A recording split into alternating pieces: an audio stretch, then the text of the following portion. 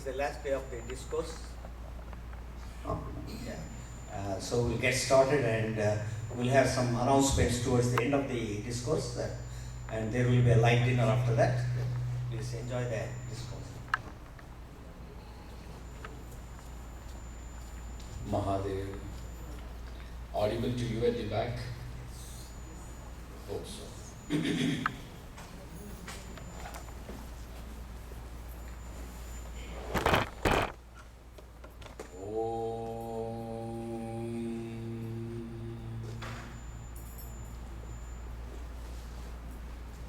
Om yo brahmanam vidadhati purvam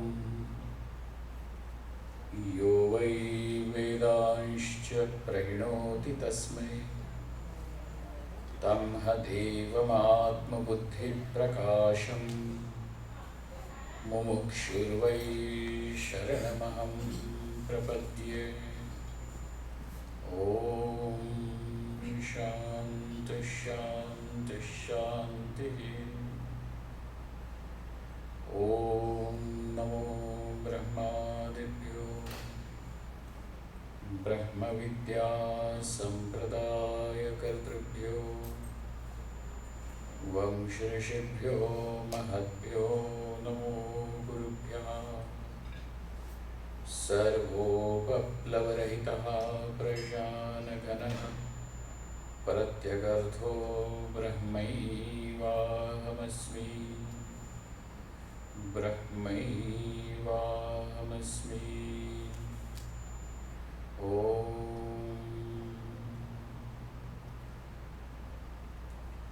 Vedantartha Vibhasakaya Gurave Shantaya Sannyasine Nanavadi Nagendra Sanghapavaye Yogindra Vandyaya Cha Mohattvanta Divakaraya Bhagavatpadabhidham Bibhrate Tasmai Bhashyakrite Namostu Satatam Purnaya Bodhatmane.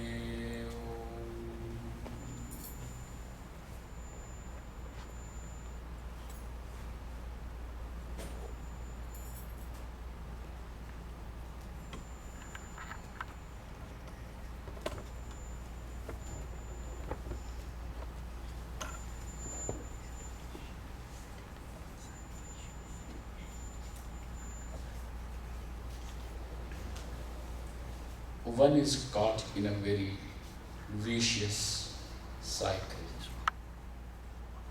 And that cycle is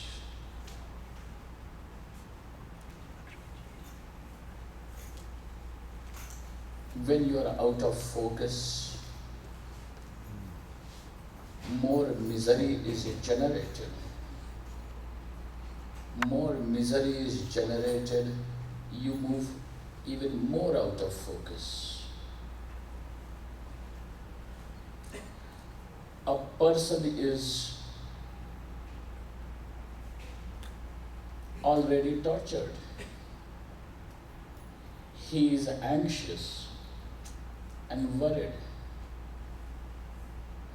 He is perplexed. And you tell him that you should go and listen to a discourse. That person does not want it. And he refuses to take anything at that point. And thereby he sinks more and more into his created misery. You will have to break this loop. You will have to break this cycle. It is a groove in which one is caught. And it keeps on happening over again and again, again and again. You by yourself at that point are not capable of walking out of that misery. Even if it is told to you, think clearly. You say that I am already under a burden, I am already pressurized.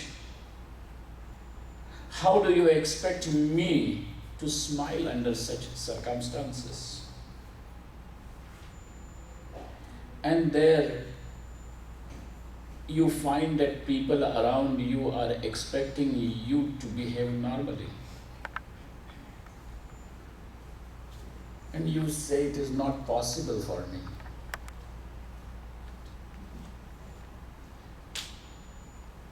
You refuse any kind of help. In fact, not only that you refuse the help, you feel that you don't even need any.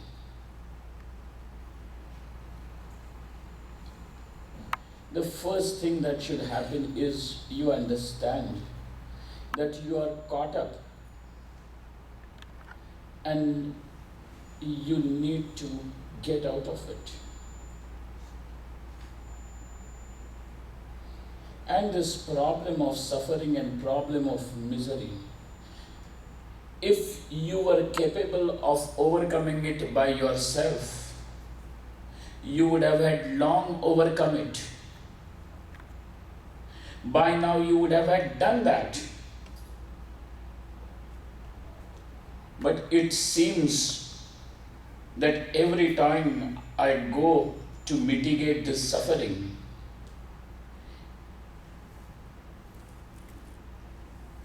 it seems to have gone, but actually it has only disguised itself. I'm reminded of a story from Panchatantra. It's a very interesting story. These fables are really very wonderful because animals speak over there.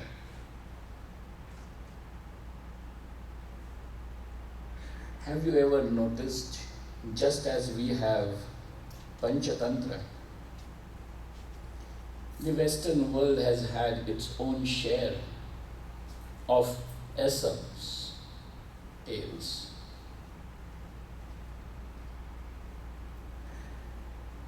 Why they must have chosen to keep animal characters over there?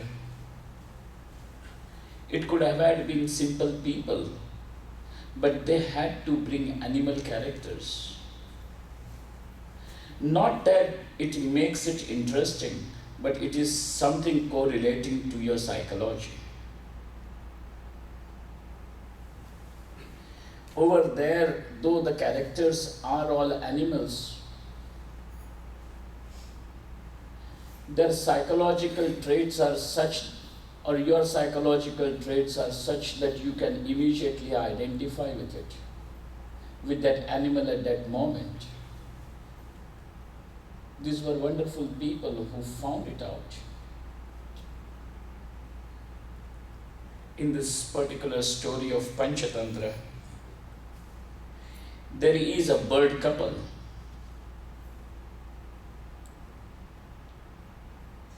Mr. and Mrs. Birdies, both of them.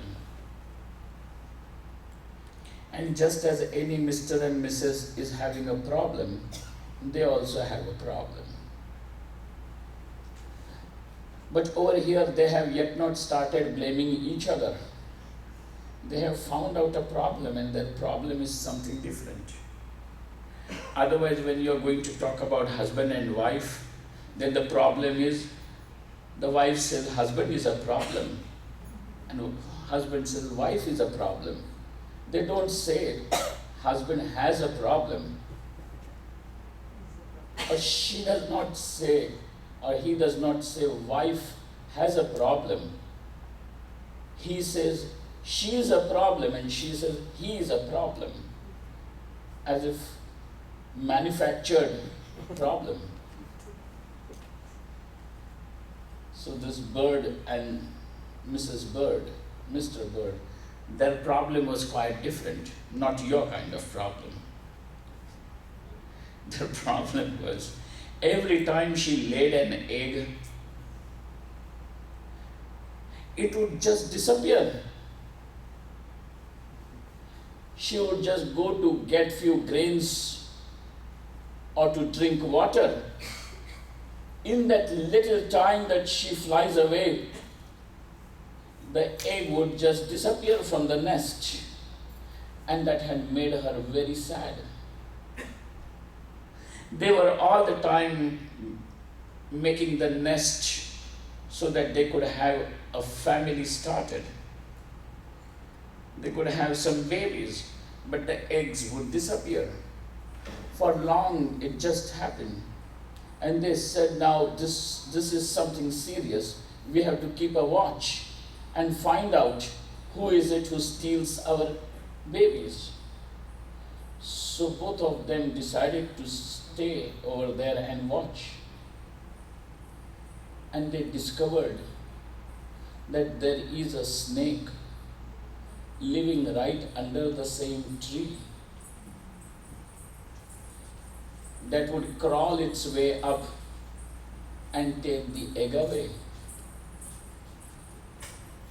Mr. Bird and Mrs. Bird were very sad, and they said, what to do about it now? We should somehow find a solution. And they said, we are incapable of fighting with the snake, driving him away from here. What to do? We have made the nest, but it is dangerous. They went to the wise man of the forest, Mr. Owl. And the owl said, I can suggest you a way how you are going to get rid of this snake. Just start laying some bones from the whole burrow where the snake lives to another burrow which is few trees away from where you live. And in that burrow, a mongoose lives over there. So this mongoose will start sniffing those bones, and it will reach the hole where the snake lives. And your problem will be finished. The husband and wife collected some dry bones from somewhere, laid it from the tree where the mongoose lived to the tree where they lived. The mongoose sure did come sniffing the bones, found a snake, and the snake was killed. Mr. Birdie and Mrs. Birdie had a big party. They said, job is done, our enemy is finished.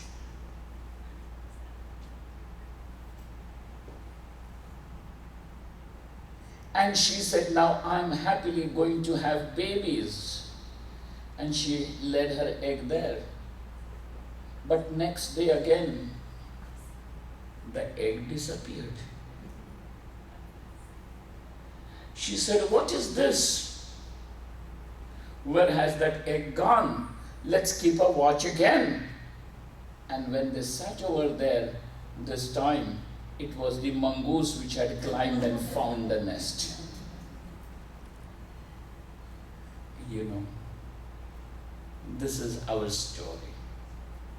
You find that there is some problem, and as a solution to that problem, you do something.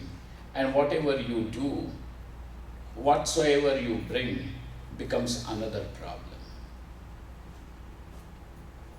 And therefore, your story of dealing with the problems, with the suffering never ends. It keeps on going and going, continuing and continuing.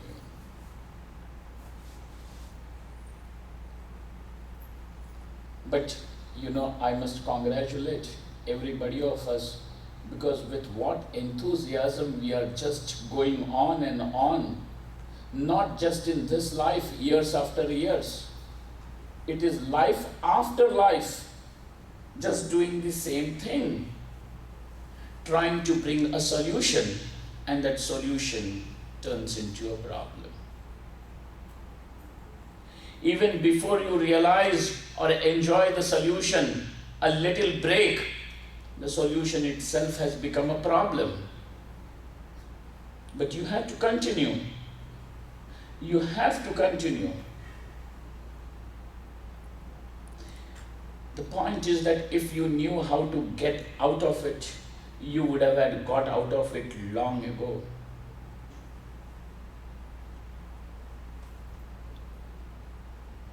The irony is that though you are sincere, you are putting in all efforts to get out of this suffering, yet it doesn't seem to end. No matter where you go, where you run, where you escape, it just follows. And when a person realizes that, he has become wise. He has become wise. This is a big change. It is not something which is disappointing. You are going to say that when a person feels that he cannot escape the pain and escape the suffering, he is going to be depressed, he is going to become hopeless about his life. That does not happen. He is not going to become disappointed with life, because then at this point a seeker is born, a disciple will be born. As long as you keep on saying that I will get out of the problem, my problems are going to finish, my dukkham is going to end if I have money. My dukkham is going to end if my wife is going to be nice to me.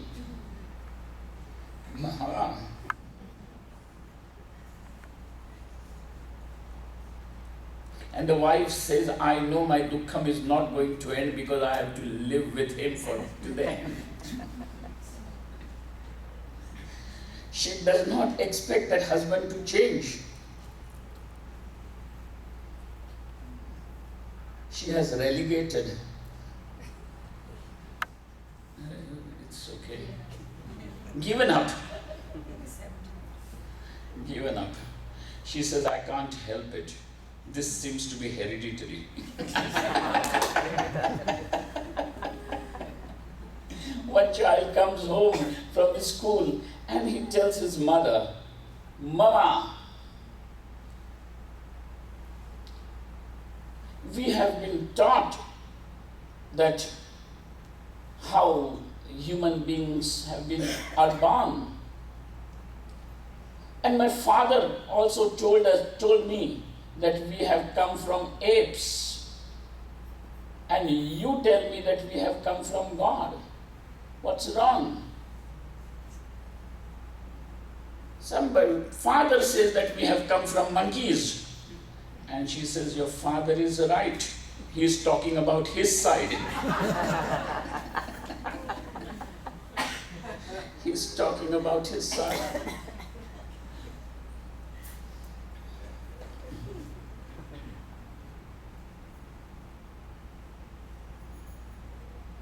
A disciple is born. Because now you will ask a question, and then that question will be very pertinent question.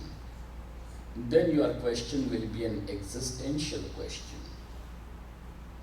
Then your question, your inquiry will be an original inquiry. Then your spirituality will be genuine spirituality. Then your spirituality will not be pseudo-spirituality. Then your spirituality will not be a borrowed spirituality. Because you are asking a question which is most important.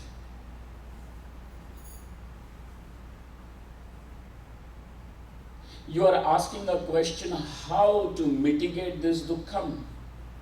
Till now you were very confident how your dukkham is going to finish. You said that my dukkham will end by doing this, by doing that, by getting this, by going here or going there. you have been avoiding to look at the problem really. If you are going to say that your problem is going to finish after you go to Vaikuntha, your problem of dukkham is going to finish if you have a job with a fatter salary. Wake up. Not because I am telling you, not because somebody is saying this, but if you have observed, then you will wake up to something more. And this will happen when you have, in wake of this knowledge, in wake of this understanding, you have become so much mature. You have become capable of handling life. Now life cannot toss you around. You will not be a football on the ground that everybody kicks you. Now you cannot be a doormat that anybody can, or a punching bag that everybody comes and punches you. Indian women, they have this suffering. I think women all over. You may agree, you may not. But I told you, I'm very partial, imbalanced that way. I know.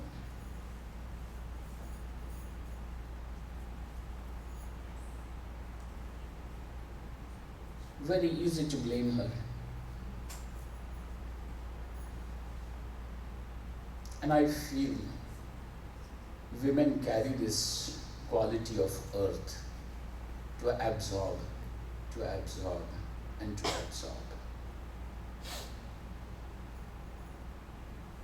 But don't forget, though the earth keeps on absorbing, once in a while a volcano breaks open.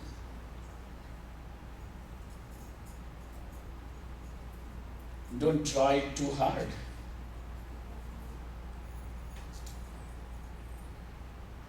People of Ayodhya realized it late. They said that we have tortured Sita. Sita was never ever insulted in Lanka. None of the Rakshasis ever said anything wrong to Sita. Nobody ever raised a finger at her character in Lanka, but when she comes back to Ayodhya, people of Ayodhya do it. Your enemies also may not do that, but people around you whom you call as your own are the first to criticize you, the first to doubt you. And at the end, when those people realize that we have made a mistake in understanding Sita and her greatness, Sita says, I cannot take it any longer. The earth cracks and gives way to her, and she says, here I go. That is what happens to people. They find it is too late. When they realize that, they find it is late, and then all your sorries are not going to compensate. It's cheap.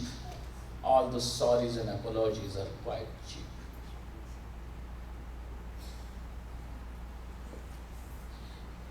I'm saying that a disciple is born because now he has understood that going anywhere, doing anything, accumulating as much power, money, pleasures, anything is not going to mitigate this problem. And then he is going to ask this question, how to overcome this dukkha? Is there any way that this shoka can be overcome? One can totally annihilate, mitigate it. when you are going to ask this question, when that question is yours, when that question is not copied, when that question is not a copy-paste material, then you have matured. Then small events of life are not going to kick you around, because you have found an issue of life to handle which is much bigger, which is real. If somebody says the color of your sari that you are wearing is too much, it is not going to bother you. It's not going to bother you if somebody becomes very judgmental about you and says that you are good, you are bad, you are nice, you are not nice. You are not going to get onto the pendulum high and low. You are not going to oscillate, because now you are coming closer to the center. That person is going to be tremendously balanced. His balance, his maturity is going to be found when he operates in the world.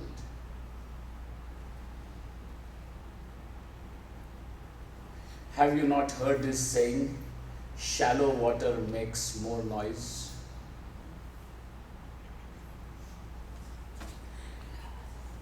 In the ocean, in the depths of the ocean, there are no waves. Deeper it becomes, waves are going to be less. Less are the waves because it is deep.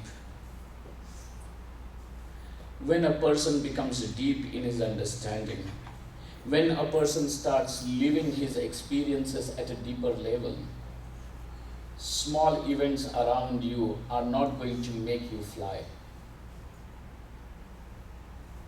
That's not going to happen.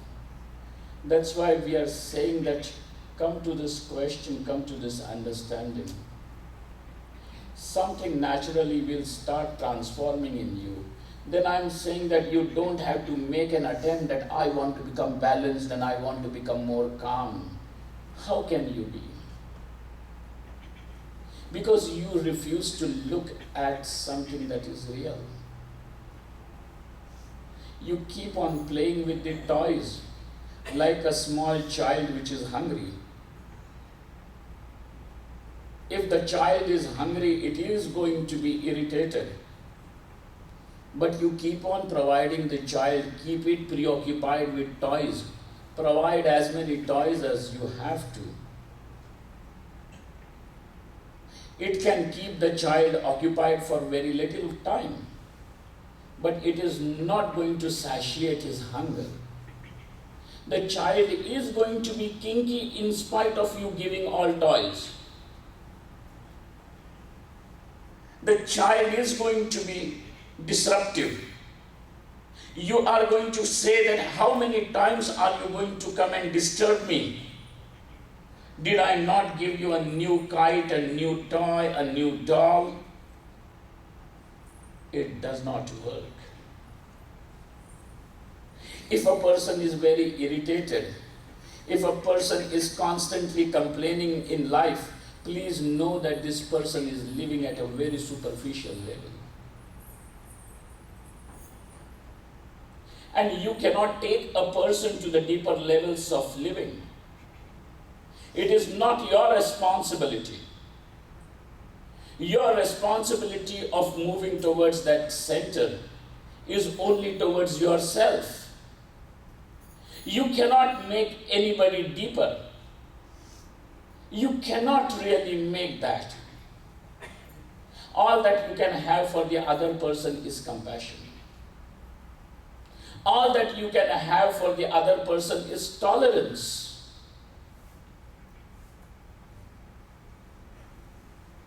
You cannot get irritated with a person and ask a child, when are you going to grow up? Do you ever do that? How many times should I change the diapers? When will you start growing up and changing your diapers and wiping yourself clean? Can you get angry at that child? Rather, when that child has a dysentery, you have more compassion. So also when you are going to find people around you who are more disturbed, more irritating, more perplexed, a person who has started moving inside, he will have more compassion, more understanding towards people who are just surface swimmers. He is not going to become judgmental, he can't become judgmental. And therefore I am saying that this person, when he starts moving deeper inside, he becomes mature. He not only can handle himself, but he can handle somebody else too. And therefore, in orbit of such a person, even other people are also going to become calmer. The transformation will start happening as if it is an infection.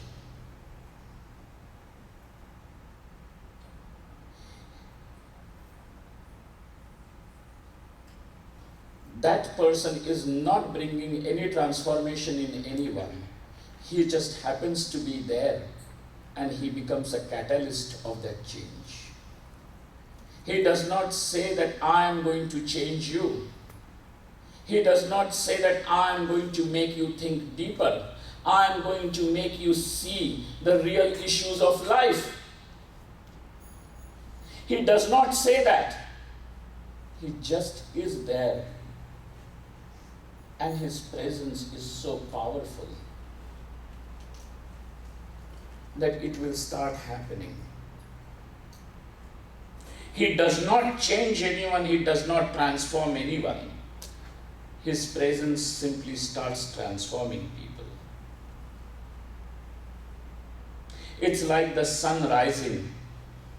When the sun rises, the lotus opens up. Not that sun goes to every lotus and starts plucking the petals. Sun just rises, and the warmth of the sun is such that the flowers start opening up. It just starts happening. There is no point of complaining. There is no point in trying to change someone. It is futile. You move and something just will start happening around you.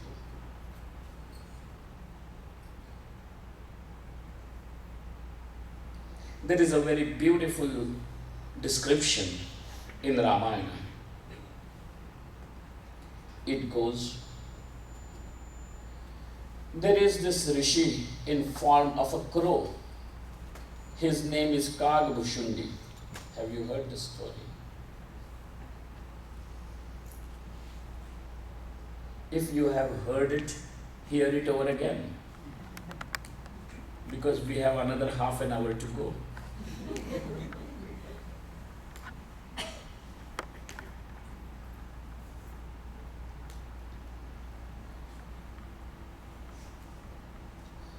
So, Kagbhushundi is a rishi, and he is in form of a crow. He lives somewhere very deep in the Himalayas. The banyan tree under which he sits and gives the discourses is a place where all the rishis, devatas gather around him, and they also assume a form of a bird or an animal and come and sit. The description of the place is such that the peace of Kagbhushundi is so strong inside that it envelops the entire area in a radius of several kilometers, yojanas. That once you enter in that aura, in that radius, you yourself start becoming calmer. You then are entering into the realm of samadhi. closer you move to Kagabhushundi, all the agitations just die out. That is what they are saying. But this description is a very beautiful description. It means that Kagabhushundi is not doing anything to calm you down. He just sits. He is simply sitting over there, and his presence is such that transformation starts taking place in anyone who comes closer. All you have been doing is trying to change people, trying to make people listen to you, and there you find that people revolt. They don't want to listen to you. Whether it is your husband, wife, parents, children, neighbors, dog, whosoever. In fact, when you come to the temple also, you try and do the same thing. Just observe what your prayers are. Your prayers are, God, do this for me, God, do that for me. Nobody else is listening. At least I hope you will listen.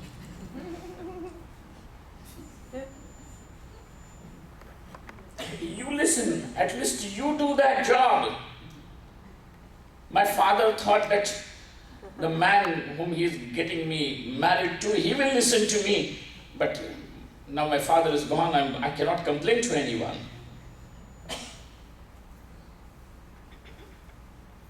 How? No, you don't have to change anyone. You move to the real issue of life. When you start moving, the transformation in you will start working outside you too. But you start moving to the real issue of life not because you want to bring a transformation inside, because now you find that this is the real issue. How is this dukkham going to get mitigated? In Chandogya Upanishad there is some sound. Mahadev, it's okay. There is? It's okay, I suppose. But it's okay. And several people have gone. Mahadev, Mahadev. Dilip bhai, kya છો તમે?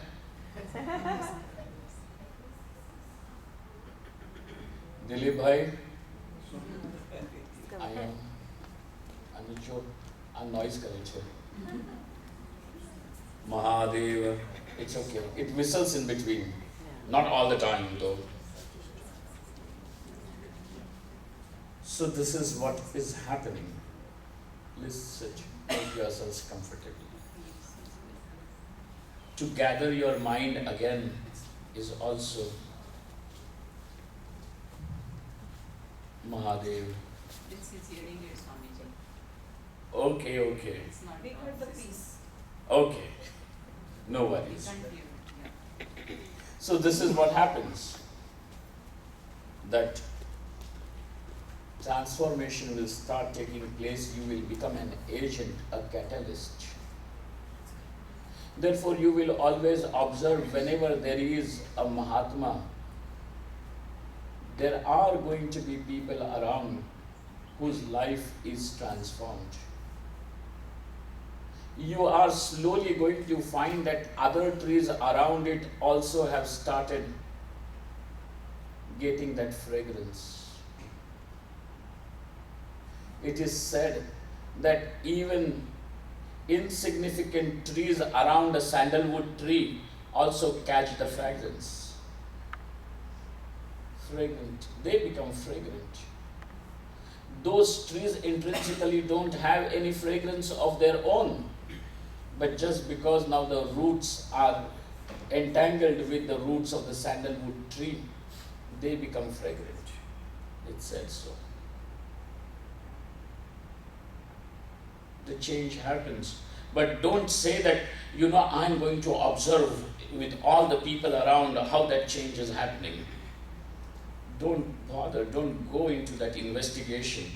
No government or no God has ever appointed you to go and verify where is this.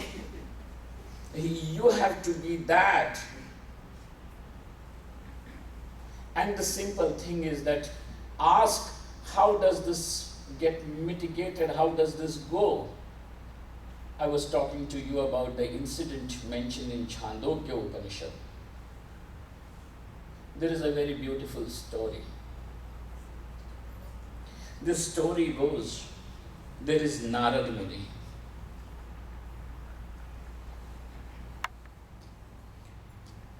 And Naradji is a very accomplished person, a very learned person. Please, the Upanishadic Narada is not like the one which is shown in the Hindi cinemas, okay?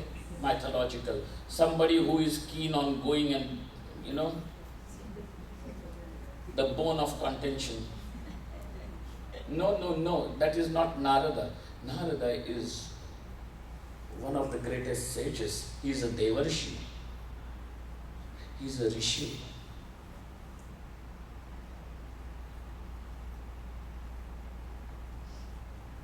Narada goes and meets Sanat Kumara.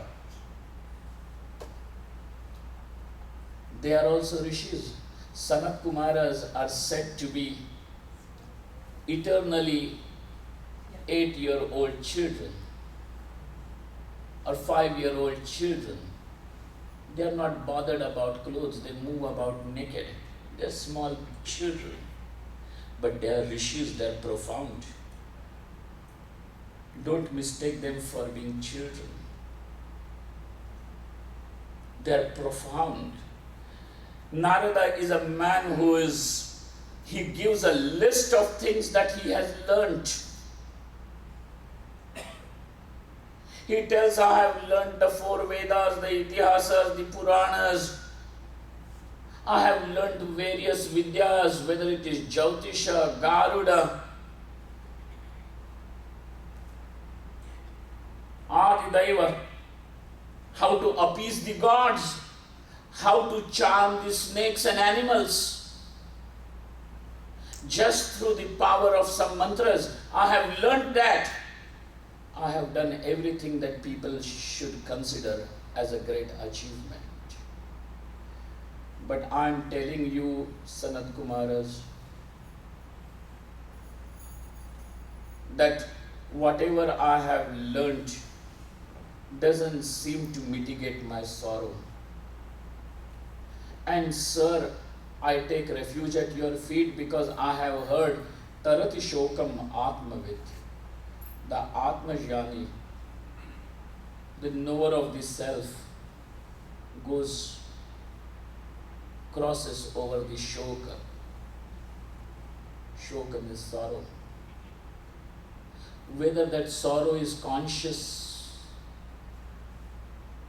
experienced or unconsciously stored up in your psychology does not matter.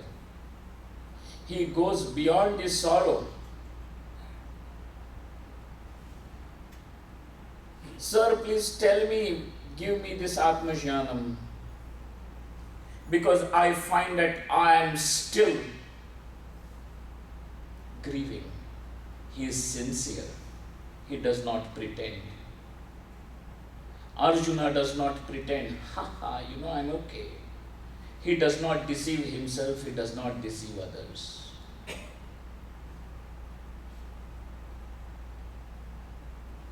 We put up a smile to deceive others that everything is okay with me, but deep down you know that nothing is okay with you. And there is another case where that person keeps on pretending so much that he starts pretending to himself. Nothing is wrong with me, nothing is wrong with me. And actually there is something so wrong with him. He finds he is lonely, he finds he is bored, he finds he is disappointed. He finds that though I am very much in this family, I have done so much, yet I am lonely. I am in midst of the crowd and yet I am lonely. I am helpless. That is what he finds about himself. But he does not then very himself in crowds and in parties, saying that having danced on the floors and having drunk a lot, oh, we are having a good time and good company. No, no, no, no, no. He is not that variety. No.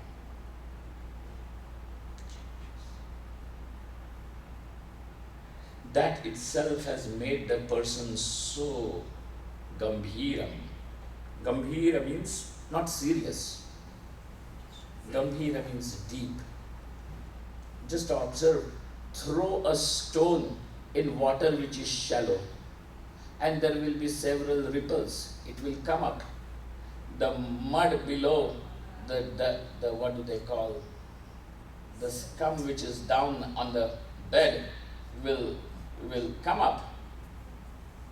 But the water which is deep, throw a stone.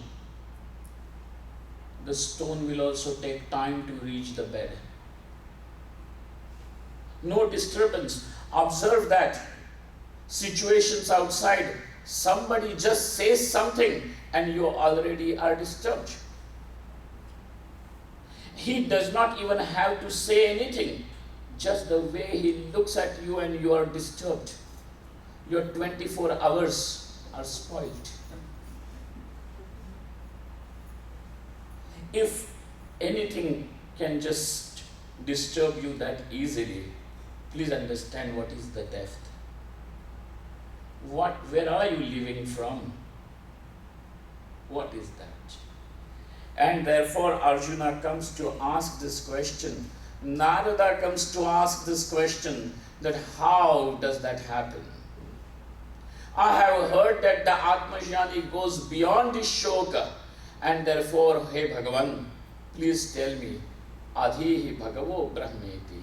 Please tell me what this Brahman is. How is that this Atma is Brahman? We have heard he who knows that Atma is Brahman goes beyond shoka. Please tell me that. Explain me that.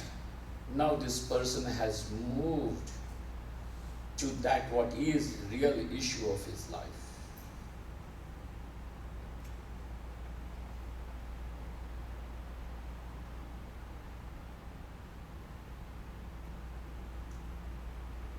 Till then, everything else is an escape. One is just an escapist.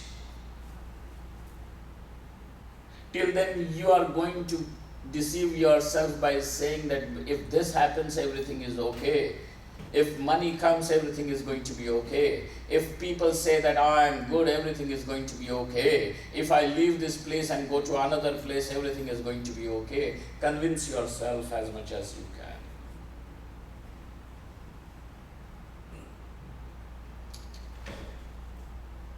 Therefore, I am saying that balance of mind is not something that comes as a trick. These are not some gimmicks that are being told to you. Your balance is not something that I am saying that when you are angry, you sit and now meditate. And if you meditate by sitting on a tiger skin, your anger will go away. Now, you are angry because you can't find a tiger skin. And even if you have it, please know, it is a banned item.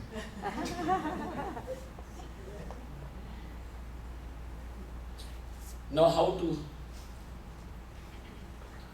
have different problem now, you're angry. Why they have to ban it, huh? They have to. Hey, if they have banned it now, why were the people in the olden ages doing it? The real issue is forgotten and you are asking for something that is, they're going to keep you busy with all these things. It is not a gimmick. How are you going to become calm? Is not a gimmick. It is not a skill. It comes from that depth. It comes as a byproduct. It is a byproduct. Your calmness, your smile is a byproduct. Byproduct is never the principal product, and that's why it is a byproduct. When you have something bigger to handle, you can let go of certain smaller things. You are ready to overlook it, is not it? You have something bigger to handle in life, and that bigger is that how to know that this Atma is Brahman. Where and how will I know?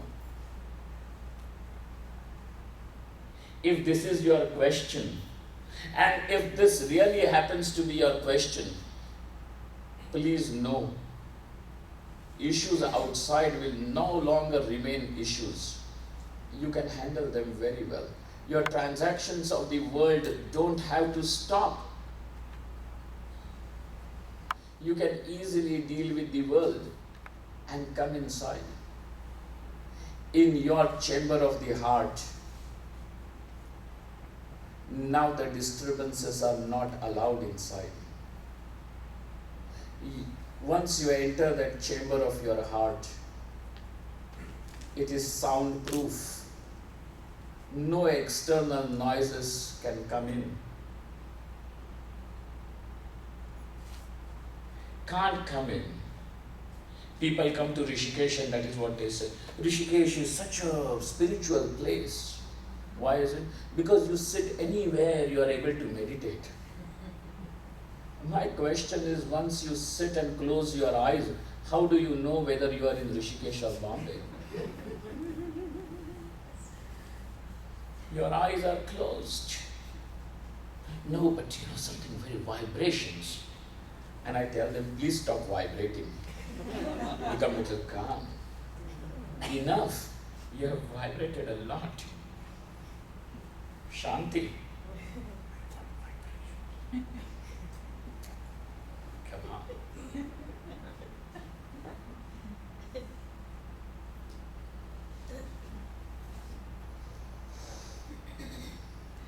Go.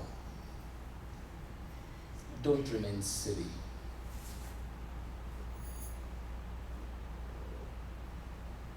Gambhiryam.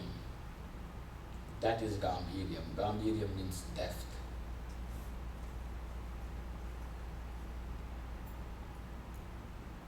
One of the qualities of Sri Rama is that he is Gambhir. Gambhira means not that he is all the time. The mudra is ICU mudra. In ICU, you are not allowed to smile. Why? Gambhir.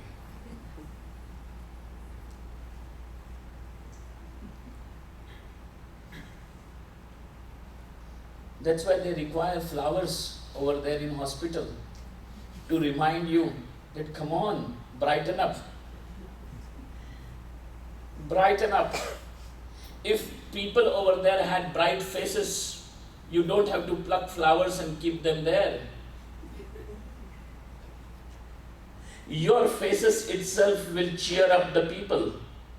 But even those people who go as visitors, and then you feel like asking, did the doctor say, when am I going to die? Did he tell you the time? You may want to say, I wish he did.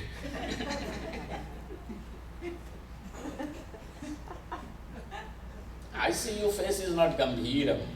Gambhiram means that nobody is able to snatch your smile. Nobody is able to kill your calm.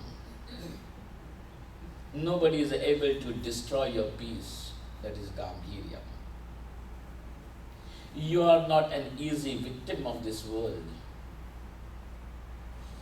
You walk on the same earth as everybody. You transact with the same world, but nobody can trample you. Gambhirya. Then when that question is asked, there is going to be a reply. Because even if you ask this question superficially, and a reply may be given by Bhagavan Shankaracharya or Bhagavan Shri Krishna himself, but if you are not receptive, it will all get drained away.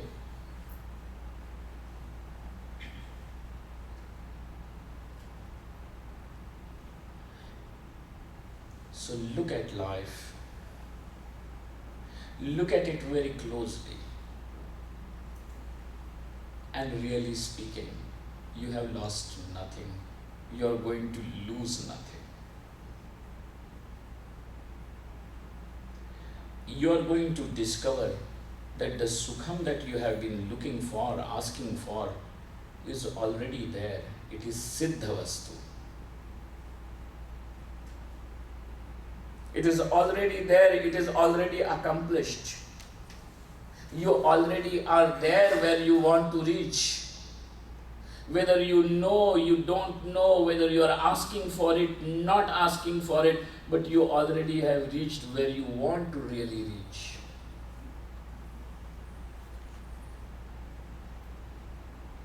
There is no waiting in time, there is no distance to be covered. You already are there. And therefore, don't become very anxious. If this is the thing, then all that remains for you is just to know, if I am there, which means, how is it? Because if thing is there and you still don't have it, that means the problem is not the problem of not having it, the problem is problem of having it but not knowing it. Therefore, we all the time are saying it is the problem of ajnanam. It is the problem of ignorance. Dukkham is not a problem of any situation. Dukkham is problem of ignorance.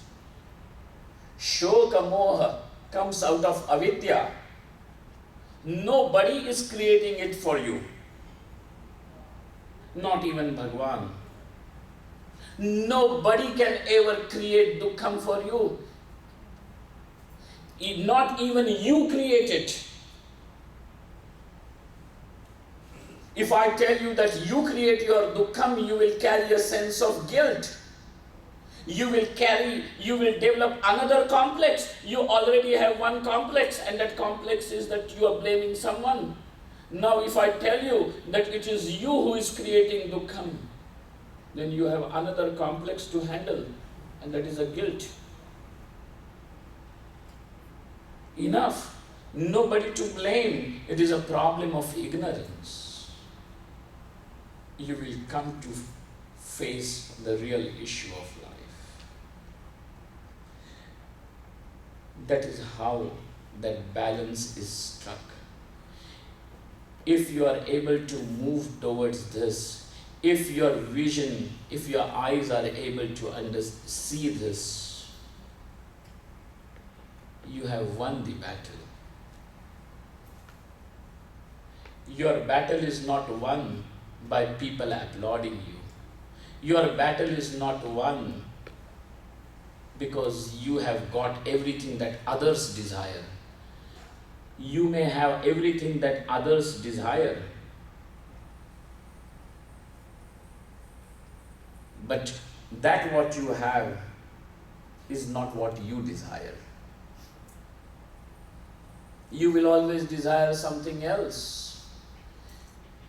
You stand in front of the mirror and you say, I wish my shape of the nose was like my sister's, And I think the color of my eyes should have been like my mother. But I am having the shape of my father's nose and my grandmother's eyes. I don't like it.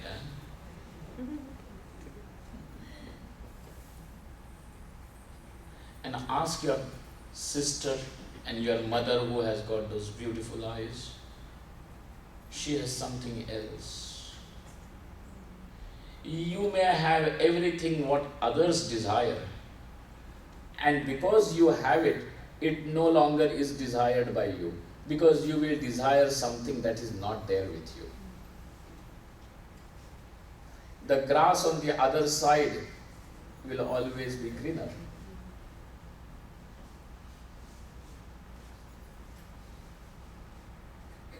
That is why the beggars are saying that kings are great, and the kings are saying that those sannyasis who are living like beggars are great.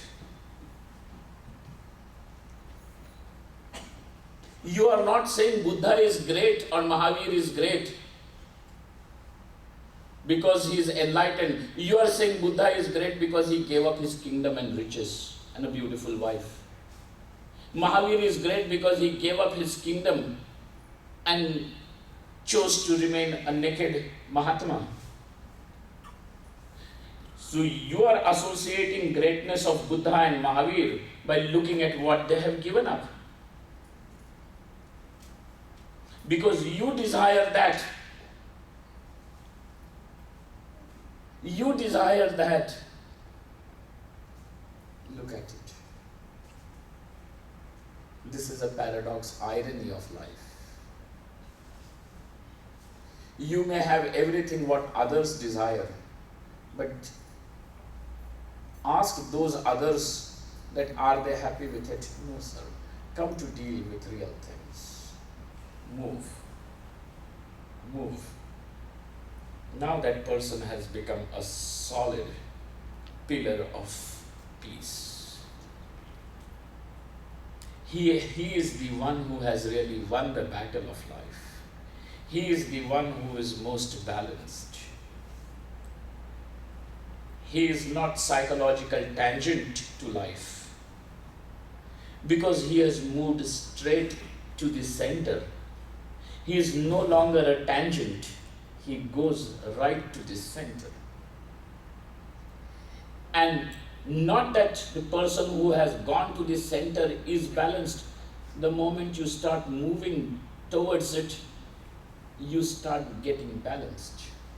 And the rest of those are simply imbalanced. They may appear to be normal people. Just open this, what do they call? If you could open their skulls, you are going to find that it is buzzing like some big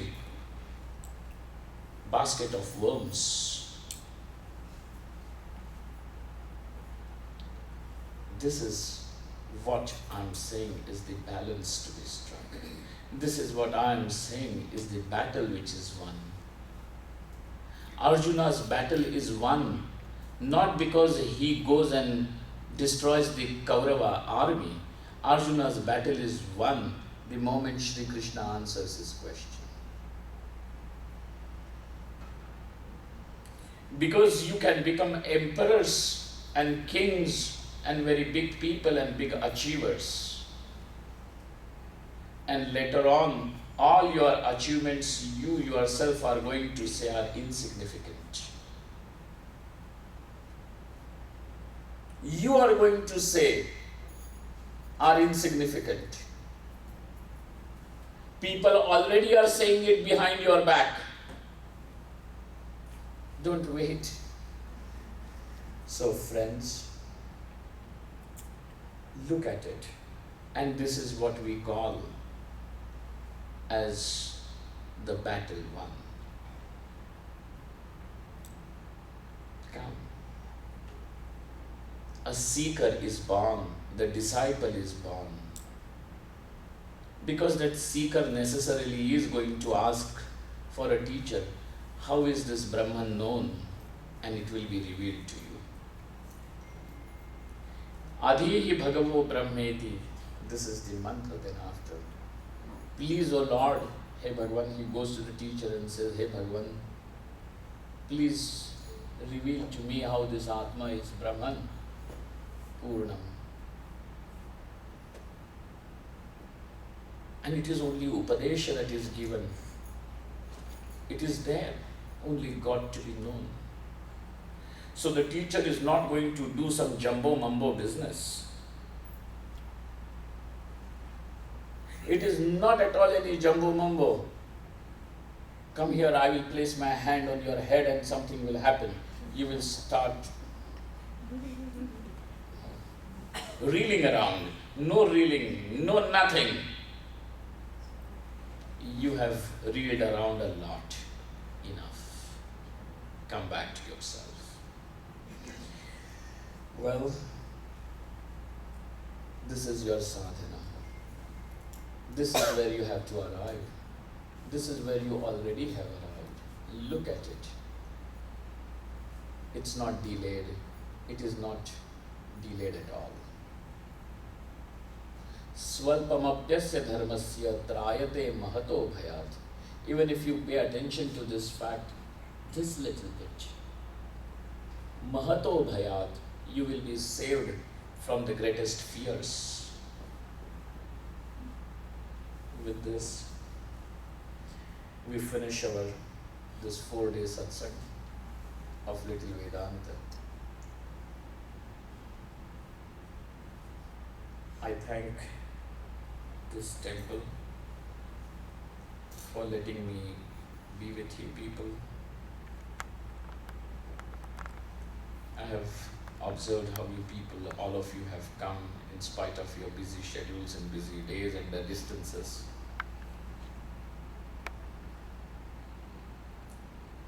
And I would take every opportunity to thank both of them, Dr. Boyareddy Giri and Subhashini, without whom sitting like this would not have been possible. Thank you very much, and thanks. The Lord doesn't require it, so I offer these words at His feet. Ityasha Vangmayi Puja Srimad Shankara Padayoho Arpita Tena Devesha Priyata Me Sada Shivaha.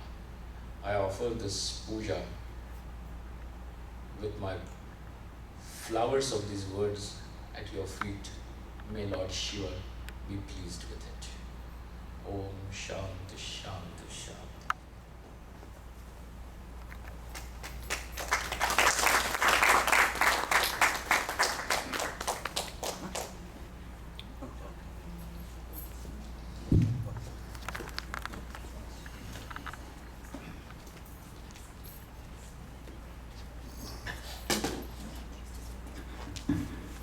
Swamiji, thank you very much. The discourse was very inspiring, and we know you are a dynamic speaker. We could evidence it. Hopefully, you initiated the transformation in us. Maybe expedite it, I think, So thank you very much, Swamiji. And another announcement is the last week of June, that is 27th, 28th, 29th, 30th, Swamiji will give a short discourse similar to the one. It is Introduction to Bhagavad Gita. So hopefully he will come more frequently and take up the chapters in the coming years. But we will initiate the Introduction to Bhagavad Gita in the last week of June. Please mark your calendars and please attend. So there is a dinner and there are a few more announcements. And Subhash. Pranam Swamiji. Thank you so much for giving us some ways, showing us some ways to transform ourselves and be peaceful and happy in our lives. That's what we are seeking here, to have a balance and to be happy in our lives going forward from this day onwards. And thank you very much showing for so many ways. So hopefully all of us will pick at least one way out of all that many ways he has shown. So be better from starting from now. So that's one thing. And all of us can make an effort, change our lives and be happy with that. But Swamiji is going to bless and give prasad to everybody. So as a Guru Dakshina, we have passed the envelopes. So whatever you feel and you can offer, each and every one of you, make sure you take his blessings and prasad from him. So and then we will go to the dinner from here. Thank you. Hari Om. So if anybody is writing checks, make the checks payable to in the Temple of Greater Fort Worth. Thank you. Hari Om.